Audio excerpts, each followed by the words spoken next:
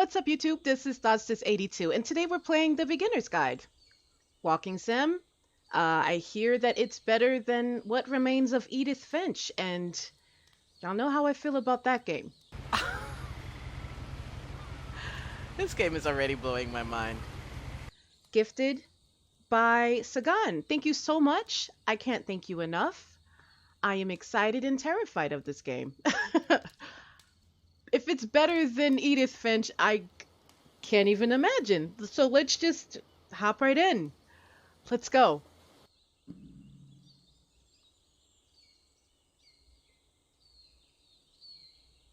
Audio is definitely on. Mic on? Okay, that's important. All right.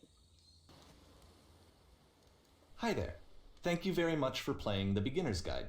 You're welcome. My name is Davey Reedon. I wrote The Stanley Parable, and while that game tells a pretty absurd story, today I'm going to tell you about a series of events that happened between 2008 and 2011. Hi, Davey. We're going to look at the games made by a friend of mine named Coda. Now, these games mean a lot to me. I met Coda in early 2009 at a time when I was really struggling with some personal stuff, and his work pointed me in a very powerful direction. I found it to be a good reference point for the kinds of creative works that I wanted to make.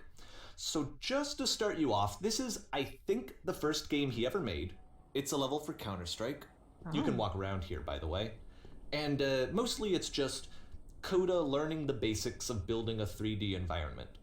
But what I like is that even though he starts from the simple aesthetic of a desert town, he then scatters these colorful abstract blobs and impossible floating crates around the level. And of course, it destroys the illusion that this actually is a desert town, and instead this level becomes a kind of calling card from its creator. It's like a reminder that this video game was constructed by a real person. And it kind of makes you wonder, what was going through his head as he was building this? This is what I like about all of Coda's games. I mean, not that they're all fascinating as games, but that they are all going to give us access to their creator. I want us to see past the games themselves. I want to get to know who this human being really is. And that's exactly what we're going to do here. There are jetpacks in this game? It's 2008, Coda starts making these games, and he never releases any of them. He doesn't put them onto the internet, he just makes them and then immediately abandons them, and they sit on his computer forever. And I think he really understood this image of himself as a recluse. At one point, he jokingly renamed his computer's recycling bin to Important Games Folder. So, you know, this was just how he worked. He tended to crank them out one after the other without even really pausing to try to understand what he had just made, until suddenly one day, he just stopped. In 2011, that was it. He made his last game, and then he hasn't made another one since.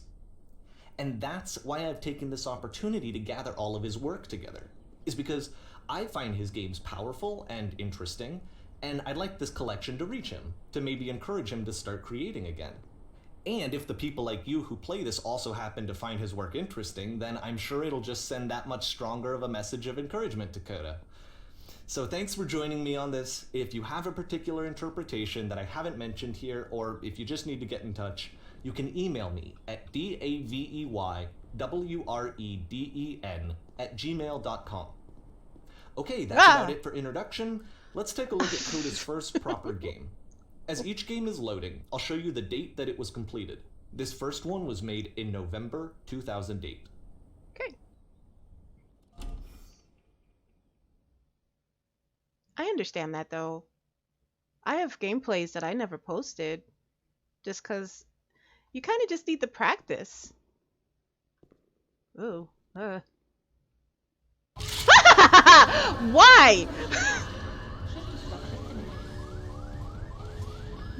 This game is called Escape from Whisper, and it's one of the more generic games you'll see from Coda. Why does everything scare me? Bro, I grew up in Brooklyn. You jump at loud noises and run. That's just how you were raised. Yeah, that looks like fire. This looks like air conditioning? I don't... Oh, well... Oof.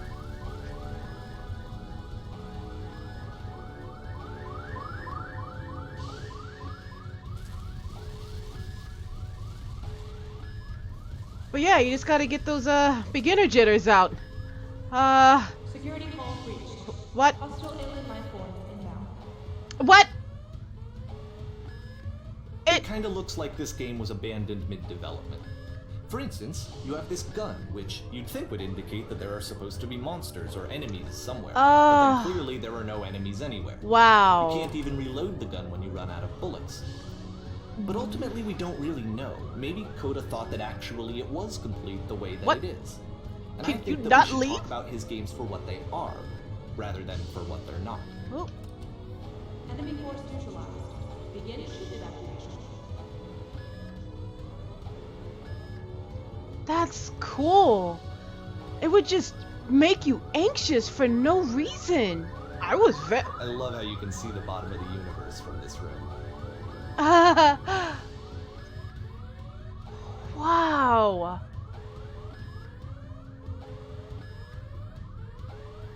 That's crazy. Excuse. Ah, my face. What kind of spaceship? Oh, Apparently this space station has a labyrinth on it. yeah. Sure, I don't know. There's really no reason for it that I've ever been able to discern, so in the interest of time, I'm just gonna skip you on past it. Thank you, dude. Cause there's no map. Okay, this is the part that's interesting. The game has this narrative about the Whisper Machine and how it has to be turned off, and then you get to the engine room. Hey, you there, in the engine room. You could save us all. That beam is powering the Whisper Machine. We could disrupt it by introducing a great enough heat signature. If your body could stop the beam. It's so much to ask, but for all of our lives, would you do it? Could you give yourself? Whoa. How fast do you need a response? Because I have to write a will. I gotta call my mom. I gotta tell her where to put all my perler beads. I don't. This is not a branching point, unfortunately. The only option is to step into the beam. Ah, all right. Thank you. Let me pause here for a second. Please. What you just experienced, stepping into the beam and then dying, is probably what Coda had initially intended when he was developing this level. But when he first compiles and plays it, something goes wrong. There's a bug somewhere. And this is what happens instead.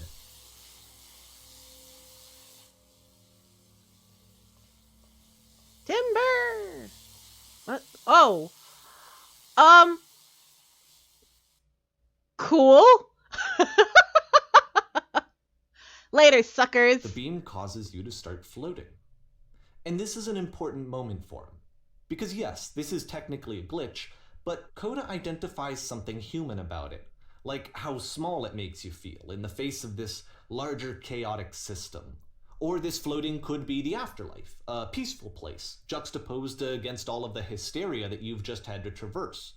I don't even know. I have no idea what he was thinking, but what's clear is that after making this, something lodges itself in his brain. He wants to do more of these really weird and experimental designs.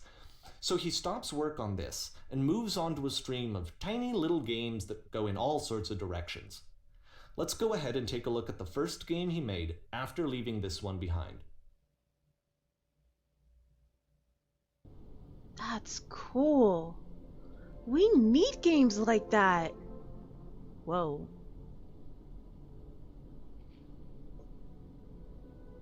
Like games aren't deep anymore. They're just. I can't move. Oh. Yep.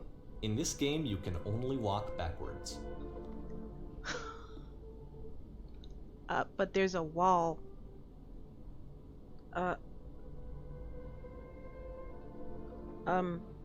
Question mark? What? Oh, I see. That's... Whoa. But then, okay. Wait.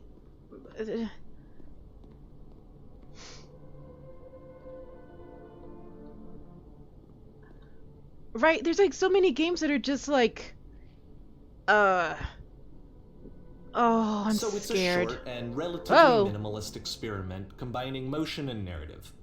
It is less advanced than the previous game, but actually it seems to be more focused, more complete. Coda's trying to give it a unique voice rather than simply basing it on a pre-existing trope.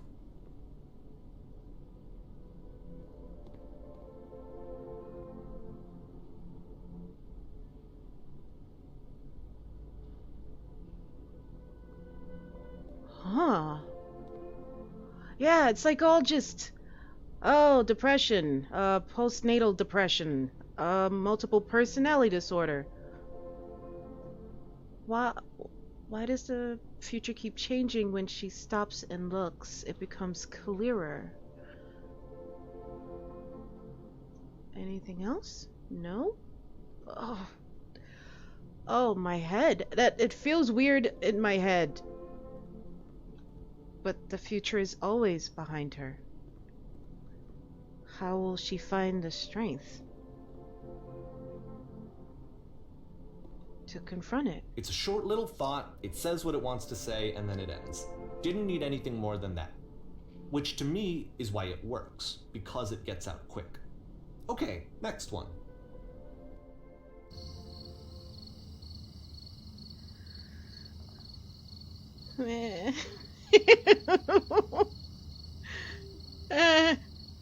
Talk, please. Tell me what to do. I don't want to move forward. Ah! Ah! Ah! The danger zone. No? I hear gunshots. Oh my gosh, my heart. Look. Stop. Just breathe. And that's it. Okay, the meaning of this game won't be clear just yet. Please be patient with me for a few more games, and I promise you'll see what makes it interesting. Oftentimes, Coda would put bizarre titles like this one at the start of his games. I wish I'd known him at the time that he was making these early games. He would really only talk to me about his work as he was making it. Once he stopped work on a game, that was it. It was dead to him. And I don't agree with that at all, but what are you gonna do?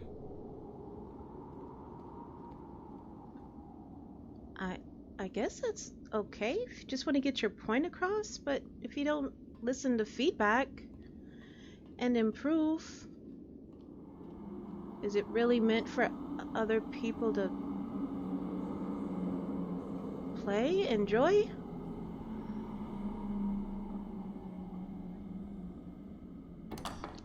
Once you've been slowed to an absolute crawl, the door at the top of the stairs opens.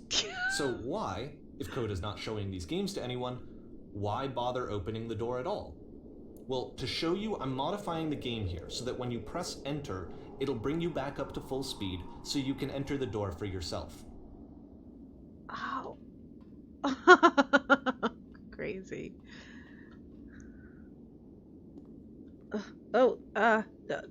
Oh, my face. Gee whiz.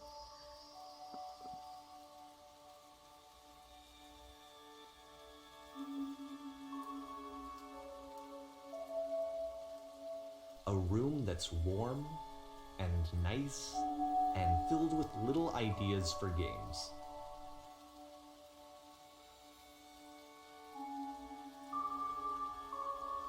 Coda would often tell me that he didn't mind if people thought of him as cold or distant. He said that he knew that he was actually a vibrant and compassionate person, but that it takes time to really see that. It can be a very slow climb to get there.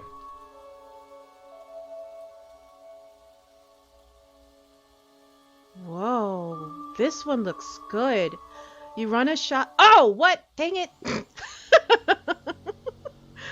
Ready, set, fish.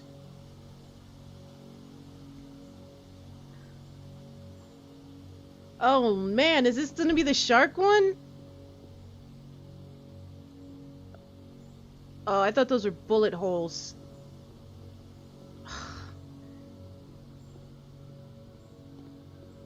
Something tells me there won't be an ocean out there. That's... Jump. Well, Ugh. this is new for Coda. It's an actual puzzle. Go ahead and see if you can solve it.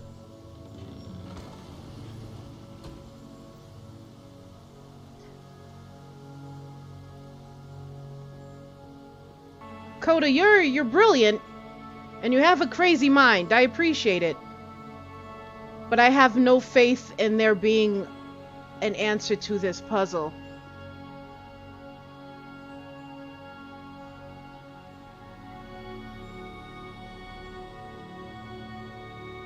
Oh, let me try that.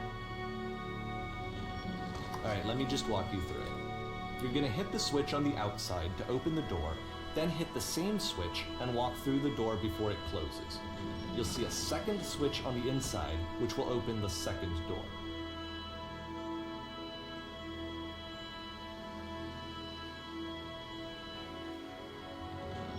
Ugh. Oh, thank you. Don't forget that solution, because we're going to see this puzzle again soon. We're gonna see it a lot.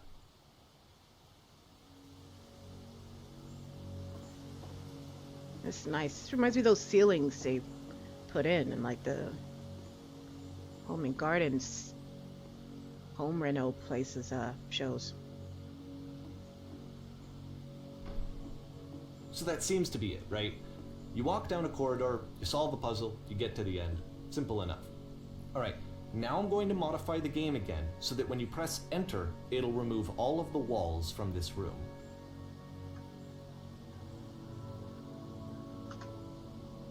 Ah! Why? Why does that make me feel uneasy? How about that? There was more to it than we had any way of knowing. I actually find it funny that this game comes after the Stairs game, since they essentially convey the opposite idea. So, in the Stairs game, a dull exterior concealed a rich interior. And then, in this level, a dull interior hides this fantastic outer world. Either way, I think that the point is the same, is that most of the time you don't get to know what you're missing, or even that you're missing anything. That's not your role as a player. So if your role here is not to understand, then what is it? Good lord. It's not to understand, it's to experience. That's fine. I'm good. I don't think... Aha! So, this, combined with the entering game from earlier, tells us that Coda believes his games are connected somehow.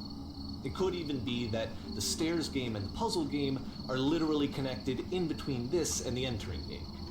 There's a bigger picture that all of his games are meant to play a role in, some larger meaning that we won't be able to grasp until we've seen all of them. And once we have, we can step back and start to understand what exactly that bigger picture is. Luckily, Coda doesn't make horror games. The Great and Lovely Descent.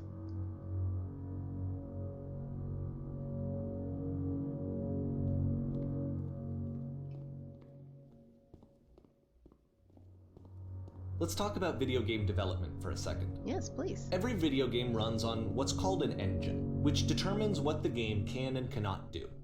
So in other words, the engine is a set of tools for game development. To make all of these games, Coda is using an engine called Source. Like all engines, Source has certain things that it does well, and it has certain things that it does poorly. One of the things that it does very well is boxy linear corridors. That's why so many of Coda's games are set in these large, flat, empty rooms, is just because he's working with what the engine does well. The tools available to the creator shape what kinds of creative work they're going to end up making.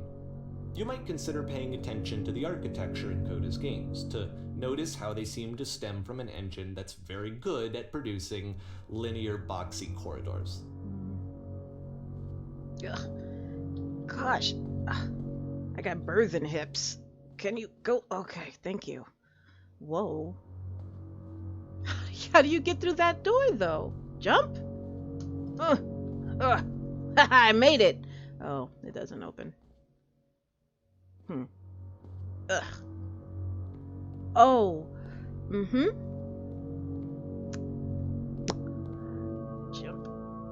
Okay. Oh man, what is this? This reminds me of Mind's Eye. Okay, now it's getting tricky. Oh. Oh. Can I? Of course I can. Of course.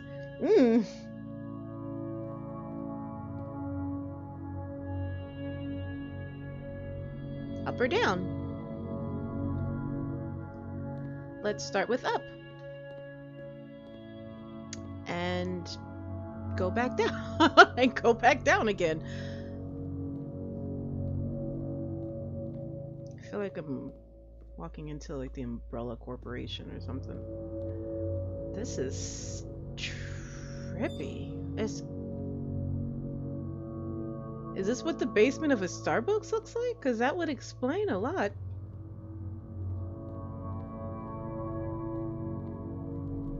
Cattles? Oh boy. Oh no.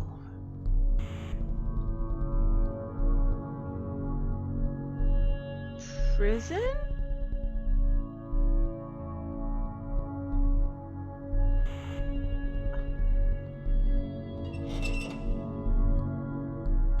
Yeah, no thank you. I know where this goes. It goes to the meat grinder.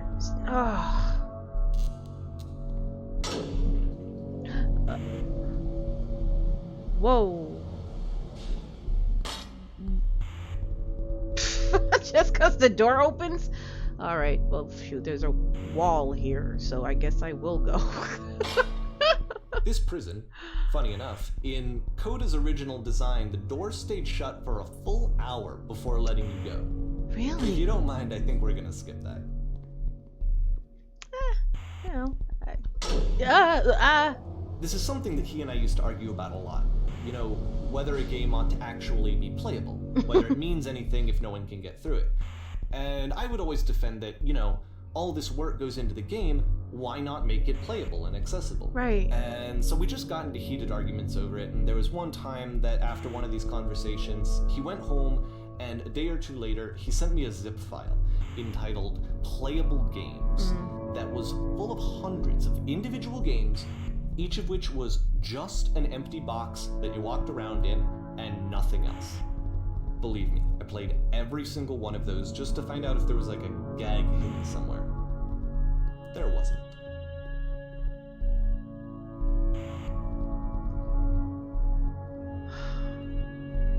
Huh. He's like a poet, man.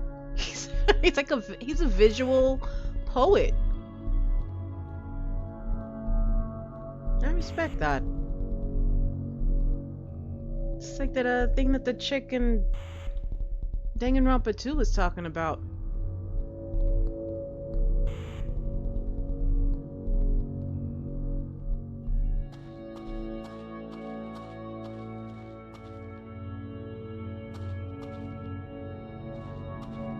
It's the puzzle again, with the exact same solution as the last time.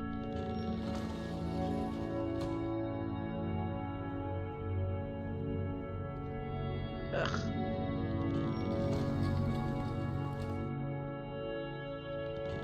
There's still no clear indication of what makes this puzzle so special that Coda is going to return to it over and over. But I promise I'll share with you my interpretation very shortly.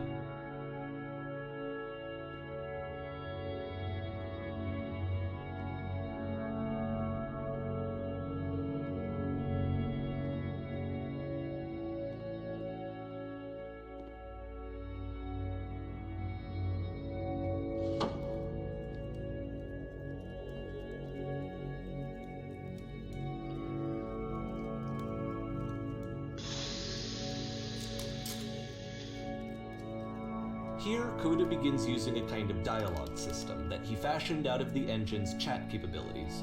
Use the 1, 2, 3 buttons on your keyboard to respond. You there. Did you come from up above? What was up there, dude? You don't want to know. 1. Yes, there was a world stamped with whiteness.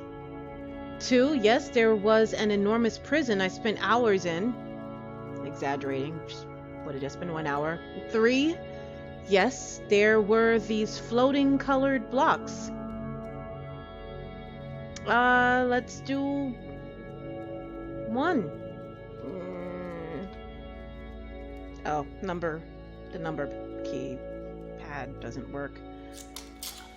That's the world above. You've been there. Yes, I have. Now this is important. Did you have to get through a puzzle with 2 doors and switches? Yes, I did. That was literally the last thing I did before coming here. Or 2, no, I don't remember having to go through any puzzle. Or 3, I'd prefer not to tell you. After all, we've only just met. What's the big deal with telling them? Just tell them. 1, yes, I did. Again, perfect. Now please tell us how you solved it. Tell us the solution. Tell us how to get to the other side. Okay, 1, I don't remember how I solved it. I'm trying to remember, but I can't. 2, I didn't solve it. Someone else let me in. 3, trust me, you don't want to go over there. If I told them, then they couldn't do it anyway. They'd have to... Wait, could they? From the other direction, could you still solve that puzzle? I don't think there's a switch on our side of the door. Do you know what I mean? But, 3. Yeah, let's 3 it. Trust me, you don't want to go over there.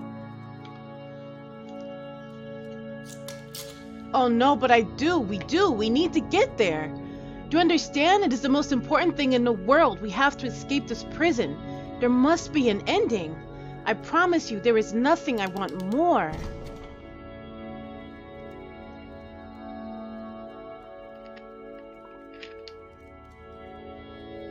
You don't want to head? You don't want to head more? I don't have any more prompts. I don't know what to tell you. I don't know sign language yet, so...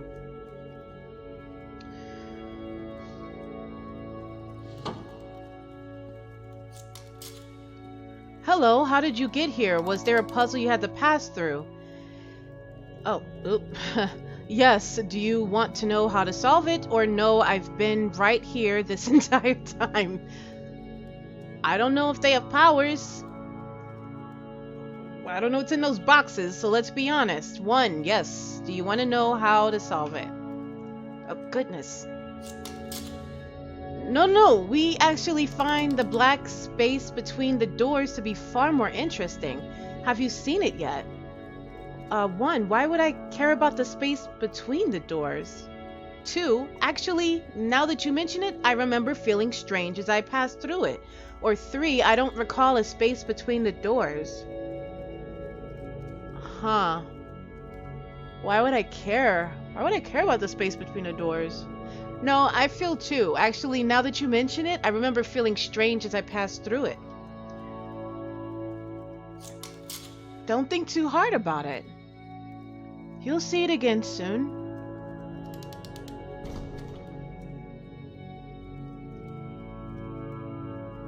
Okay.